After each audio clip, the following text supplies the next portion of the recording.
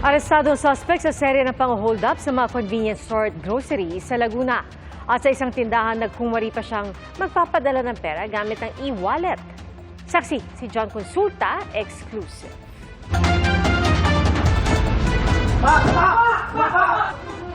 Sa hotel natunto ng mga pulis ang lalaking ito na suspect sa mga insidente ng pang-hold up sa Laguna. Okay, naresto namin. Nasalang, robbery. Okay, may karapatang manahimik.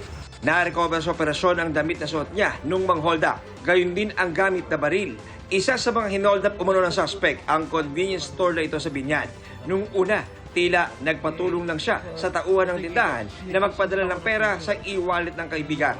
Pero nang magbabayad na, imbis na pera, baril ang inilabas ng suspect. Nilimas ang laman ng cash register at pinatuloy pa ang pagpapadala ng pera sa e-wallet. Nagkaroon ng series ng pag-hold up dito sa mga convenience store natin. Simula rito sa Santa Rosa, sa Binyan, hanggang umabot dito sa San Pedro. Ayon sa Binyan Police, nakatulong ang mabilis at high-tech na pag-report para maaresto ang suspect. Dito po sa City na Binyan po, sir, ay meron po tayong LGU-initiated na emergency app.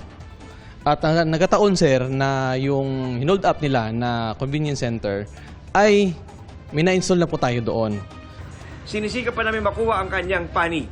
Para sa GMA Integrated News, ako si John Consulta, ang inyong saksi. Mga kapuso, maging una sa saksi. Mag-subscribe sa GMA Integrated News sa YouTube para sa iba't ibang balita.